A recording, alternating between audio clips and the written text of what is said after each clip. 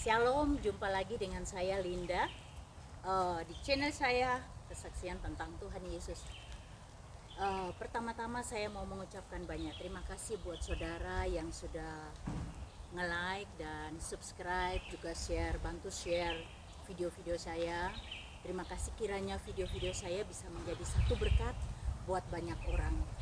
Hari ini puji Tuhan saya ada di sebuah hutan pinus di daerah Desa Puyang, desa yang kemarin saya layani. Puji Tuhan karena saya mau menuju ke desa yang lain dan saya mampir di sini. Hari ini saya mau cerita tentang bagaimana pertama kali Tuhan menolong saya, membantu saya, mengajarkan saya untuk mengandalkan Tuhan di dalam kehidupan saya secara pribadi maupun di dalam pelayanan-pelayanan saya. Jadi 8 tahun yang lalu, tanggal 18 Desember tahun 2012, saat itu saya benar-benar diajar Tuhan bagaimana untuk mengandalkan Tuhan, dan situasi kondisi saat itu sungguh luar biasa karena Tuhan mengajarkan saya bagaimana benar-benar harus mengandalkan Tuhan. Hari itu jadi saya kebetulan di rumah tinggal hanya dengan anak yang kecil, yang bungsu. Hari itu sudah 3 hari itu dia karena libur dan sudah diajak sama papahnya ke rumah papanya. Jadi saya tuh sendirian dengan tamu saya, Ibu Ayu. Ibu Ayu ini teman yang pertama kali saya di video kesaksian saya cerita bahwa dia minta saya untuk menelpon teman saya untuk mendoakan dia. Nah, Bu Ayu ini memang setiap bulan selalu datang ke rumah saya dan kami biasa berangkat bekerja bareng gitu. Kebetulan hari itu kami pulang jam 10 malam, tanggal 18 Desember itu kebetulan banyak hujan ya, sudah banyak hujan sehingga waktu kami sampai di perumahan, security-nya ngasih tahu, mohon maaf Ibu karena lampunya mati dari tadi jam 6, nanti diperbaiki PLN, mungkin besok jam 6 baru bisa nyala kembali. Kurang lebih pada saat itu ada jam 10 malam. Kemudian kami pulang ke rumah, ketika tiba di rumah saya coba nyalakan lilin, kemudian saya masuk kamar karena kami sudah makan di luar, jadi tinggal beristirahat dan saya mencari senter saya dulu. Begitu saya menemukan senter, saya mandi. Setelah mandi saya pikir nanti saya baca Alkitabnya pakai senter aja. Nah, terus saya karena haus saya ke dapur mencari minum gitu. Waktu di dapur saya lihat Bu Ayu sedang duduk di depan pintu kamar pembantu sedang BBM-an. Waktu zaman itu masih BBM, WhatsApp belum begitu terkenal. Kemudian setelah minum saya ketika kembali mau ke kamar, dia memanggil saya, non. Saya balik nengok, lihat dia, kenapa, saya bilang gitu. Dia bilang, sini dulu, aku mau ngomong, katanya gitu. Ada apa? Jadi saya ambil dingklik itu kalau bahasa Jawa bangku kecil ya, saya duduk di situ, jadi saya duduk di atas, dia duduk di bawah. Dia sharing tentang kehidupan dia, bagaimana di dalam pekerjaan dia. Kebetulan kami sama-sama di perusahaan asuransi yang cukup besar di Indonesia ya, dan perusahaan asli Indonesia. Jadi dia cerita tentang masalah kantor, kemudian bagaimana hubungan dia dengan anak-anak, bagaimana tentang kehidupan dia, dan dia minta saya untuk mendoakan dia. Itu kali pertama orang minta tolong saya doakan, dan saya baru kembali ke gereja kan kurang lebih satu tahun 8 bulan gitu. Jadi saya belum lama jadi anak Tuhan gitu, dan dia minta tolong saya doa, ya oke, saya doakan dia. Tapi waktu itu saya tidak langsung, oh ya ayo sini saya doakan, tidak. Jadi waktu itu saya bilang begini, aku nggak mau doain kamu yuk. Dia bilang, lo kenapa? Aku nggak mau doain kamu karena kamu bukan anak Tuhan. Terus dia bilang, lo aku ini sudah puluhan tahun jadi anak Tuhan kok, katanya gitu. Terus saya bilang, kamu inilah yang nanti teriak-teriak, Tuhan, Tuhan, aku anakmu. Nanti Tuhan akan mengatakan, kamu siapa? Saya tidak mengenal kamu dan kamu ditendang. Saya bilang gitu. kamu kalau nggak mau bertobat, kalau kamu nggak mau terima Yesus sebagai Tuhan dan Juru Selamatmu secara pribadi, aku nggak mau doain kamu. Aku bilang gitu. Dan terus dia bilang, dia nangis dan dia bilang, aku nih sudah anak Tuhan, aku sudah anak Tuhan, udah puluhan tahun aku jadi anak Tuhan. Tapi aku bilang, ya itu tadi, Tuhan Tuhan nggak kenal kamu. Apa dosa yang kamu lakukan saya tidak tahu, tapi Tuhan tidak berkenan dengan kehidupanmu, dan Tuhan tidak suka dengan apa yang kamu lakukan. Terus dia nangis gitu, nangis yang iya aku tahu aku salah, aku berdosa, aku salah, Tuhan ampuni aku. Dia sampai nunduk-nunduk di lantai, dia begitu. Terus aku bilang, yuk kamu mau nggak terima Tuhan Yesus sebagai Tuhan dan Juru Selamatmu secara pribadi? Dia bilang mau. Benar kamu mau? Mau. Benar kamu mau? Mau. Benar kamu mau? Mau. Saya itu sampai nanya 3 kali untuk meyakinkan benar nggak gitu. Oke, setelah dia menjawab mau, saya ngajak dia berdoa. Saya bilang, dan pada saat itu saya belum pandai berdoa gitu, Bu, karena jujur di agama saya yang lama, doa itu kan biasanya hafalan. Jadi saya sudah hafal dengan doa-doa di sana gitu. Dan biasanya di organisasi yang saya ikuti itu juga saya biasanya tampil sebagai pendoa dari sana gitu. Saya di organisasi juga cukup orang banyak yang tahu siapa saya itu. Dan oke, malam itu saya bawa dia dalam doa gitu. Saya dalam nama Bapa, Putra dan Roh Kudus, karena dia juga Katolik, kita mulai berdoa. Intinya saya baru memasuki hadirat Tuhan, membawa dia ke hadirat Tuhan. Baru awal pembukaan doa saya, tiba-tiba saya mulai mendengar. Saya mendengar ada suara yang mengganggu konsentrasi saya. Jadi ada suara yang mengganggu sehingga saya mulai agak sedikit terganggu konsentrasi saya di doa. Karena saya mendengar ada suara yang seperti padahal ini kan lampu mati, saudara. Situasi yang Tuhan atur saat itu luar biasa. Saya bilang, Tuhan yang kita sembah itu Allah yang luar biasa. Dia mengatur semuanya luar biasa. Sehingga waktu itu anak saya tidak ada di rumah, saya sendirian berhadapan dengan Bu Ayu, kemudian lampu mati, tidak ada siapa-siapa, dan tetangga saya tuh kan rata-rata semuanya Muslim. Jadi bagaimana saya mau minta pertolongan gitu kan? Nah, ketika mulai suara itu semakin kencang suaranya, kencang, yang semakin kencang suara macan mengaum gitu. Tapi waktu itu saya pikir leak karena dia berasal dari Bali. Saya pikir ini leak karena saya tidak tahu soal manifestasi itu, saya nggak tahu karena saya belum pernah dalam hidup saya berhadapan dengan orang yang begitu. Jadi saya benar-benar nol besar. Tapi saat itu Tuhan mengajarkan saya untuk mengandalkan Dia gitu. Dan saya tiba-tiba teringat di Injil Matius, murid-murid Yesus mengusir setan dalam nama Yesus, dan itu worth it banget gitu. Karena di dalam nama Yesus ada kuasa dan di dalam nama Yesus ada mujizat. Ya, saya ingat itu. Kemudian saya bilang, saya mulai berpikir, ini kayaknya ada sesuatu yang gak benar gitu. Kemudian saya mengusir setan itu ya dalam nama Yesus. Tapi saudara, jujur suara saya gak pelan kayak gini. Suara saya karena first time saya menghadapi situasi yang begitu scary ya. Jadi saya mencekam, mengerikan dan mencekam. Jadi saya menjerit-jerit, teriak-teriak dalam nama Yesus, dalam nama, ya suara saya itu keras banget. Saya rasa tetangga-tetangga saya mendengar semua gitu. Jadi saya sampai berdiri dari dingklik ini, saya berdiri dan saya mengusir dia gitu.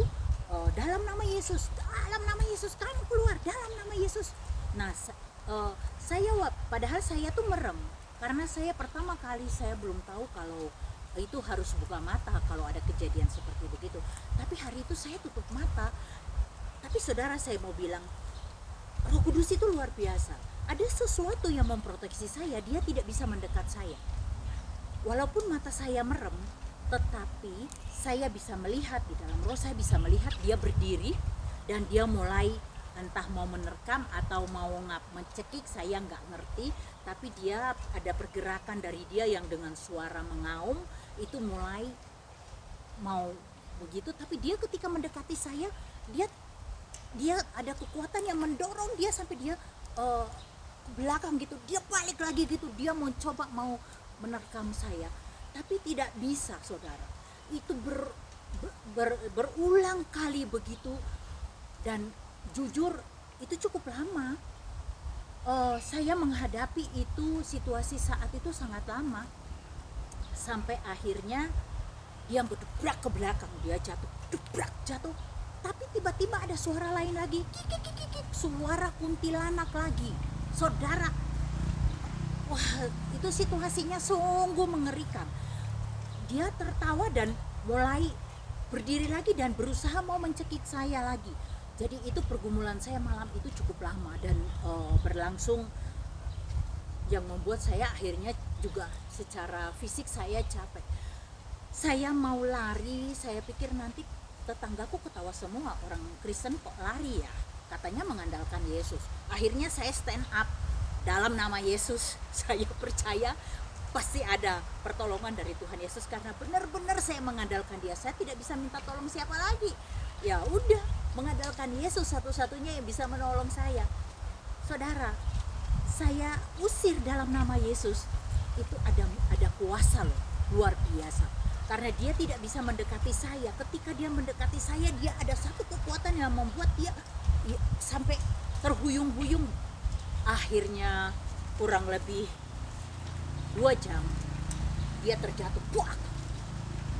Cukup lama antara bersambung antara roh macan dengan roh perempuan tadi, kuntilanak tadi, dan dia terjatuh. Setelah terjatuh, dia mengadu, aduh. Nah, saya baru terus dalam nama Yesus, haleluya, amin. Baru saya buka mata, lampu senter ini tiba-tiba preng nyala lagi. Aneh kan? Jadi senter tadi begitu ada roh lain, senter ini mati. Benar-benar Tuhan atur supaya bagaimana saya benar-benar mengandalkan Tuhan Yesus. Dia bukan saja sebagai Tuhanku, tetapi dia sahabat dan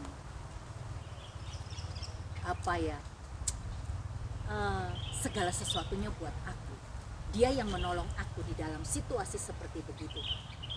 Pertolongan aku itu datangnya hanya dalam nama Yesus, saudara. Dan akhirnya saya memberikan air minum, saya dudukin, saya tanya, kamu kenapa Yu? Aku nggak kenapa-kenapa kok, aku nggak apa-apa kok. Jadi dia bohongin aku, tapi sebenarnya aku tahu bahwa dia mencoba aku. Dia punya ilmu, karena setahu saya setelah itu dia bercerita bahwa dia banyak melakukan ritual-ritual yang seperti itu. Jadi sering sekali dia dikafanin dan diturunkan, diikat dengan tangga bambu, dimasukkan sama suaminya ke sumur, dari mulai maghrib sampai nanti menjelang subuh baru diambil.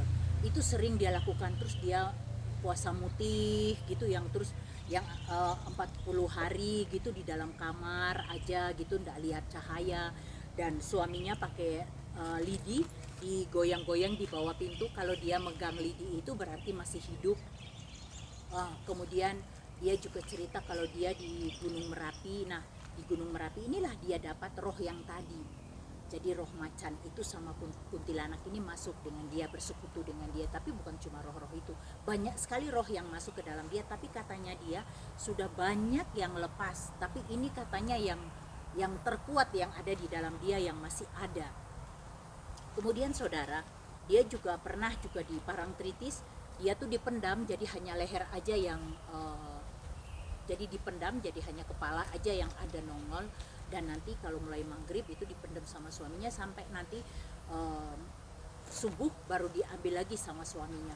Dan itu sering sekali dia lakukan, sehingga di dalam perjalanan hidupnya banyak sekali roh-roh itu yang mengikuti dia. Tapi saudara, saya mau bilang, apakah orang-orang yang mengandalkan roh lain, mengandalkan okultisme itu, apakah kehidupan mereka penuh sukacita, damai sejahtera dari Tuhan. Enggak sama sekali. Secara finansial mungkin sementara roh itu memberikan mereka rezeki. Saya tidak katakan berkat, karena berkat itu datang dari Tuhan. Dari mereka memberikan rezeki, oke. Tapi itu cuma sejenak, dan ada imbalan yang harus mereka bayar. Kalau nggak nyawa, anak-anaknya nggak karu-karuan, mungkin cacat, mungkin kecelakaan dan mati masih muda, rumah tangga nggak pernah ada kebahagiaan. Saudara, kalau saudara saat ini mendengar video saya dan saudara sedang masih terbelenggu dengan roh-roh okultisme, saudara, gak ada untungnya saudara bersekutu dengan roh-roh lain. Karena apabila saudara bersekutu dengan roh-roh lain, kehidupan saudara bukan cuma di dunia hancur, tetapi nanti di sananya upahnya besar di neraka, jadi kayu api di neraka. Saudara, hidup di neraka bukan cuma sejenak, bukan setahun 2 tahun, selama-lamanya saudara. Sangat mengerikan kehidupan di neraka itu. Apa saudara mau hidup selamanya di dalam neraka? Kalau mereka, roh-roh hitam itu, roh-roh gelap itu dari dunia kegelapan, mereka tempatnya memang di neraka dan akan selamanya di neraka. Tidak ada pengampunan dari Tuhan untuk mereka. Saudara, janganlah kita bersekutu dengan roh-roh okultisme itu. Nah, kehidupan Bu Ayu sendiri sampai saat ini hancur hidupnya dia. Tidak ada pertobatan yang benar-benar pertobatan. Hidup dia hancur. Dan saya yakin anak cucunya pun demikian. Karena roh itu tidak pernah mau bersekutu hanya cuma dengan satu orang, tapi akan turunannya juga akan kena. Dia akan ikut semuanya. Saudara, tidak ada keuntungannya kita bersekutu dengan roh lain. Percayalah, Tuhan Yesus itu dahsyat dalam kehidupan kita. Ketika kita menangis di kaki Tuhan, tangannya yang penuh kasih itu akan mengambil kita, merangkul kita, memeluk kita, dan kita akan ditolong oleh Tuhan Yesus. Saya senang sekali bisa share hari ini dengan saudara tentang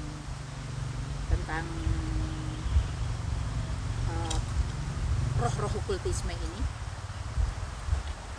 Pengalaman saya dalam pelayanan dan menemukan yang hal-hal seperti begini juga sering banget. Tapi saya mau bilang sama saudara, kuasa di dalam nama Yesus itu sangat besar. Tidak ada yang bisa menandingi Tuhan Yesus. Saya bersyukur punya Allah yang luar biasa, Allah yang dahsyat, Allah yang hidup, Allah yang besar dalam kehidupan kita manusia. Saya hari lepas hari, saya diajarkan Tuhan bagaimana untuk mengandalkan Tuhan. Dan saudara, saya dalam pelayanan saya tidak membawa nama gereja saya tidak membawa agama apapun. Saya membawa nama Yesus Kristus, Sang Juru Selamat manusia. Hanya itu saudara yang bisa saya sampaikan. Saya tidak membawa nama gereja, saya pelayanannya pribadi. Jadi saya diutus kemanapun sama Tuhan, saya jalan. Apa yang Tuhan mau saya lakukan begitu saudara. Terima kasih saudara untuk support dan doa dari saudara-saudara yang begitu banyak yang support saya. Terima kasih banget saudara, sudah like, dan subscribe, juga share video-video saya. Terima kasih untuk support yang diberikan buat saya di komen-komen di YouTube. Terima kasih banget saudara, karena saudara sudah mendukung pelayanan saya. Terima kasih saudara. Tuhan Yesus memberkati.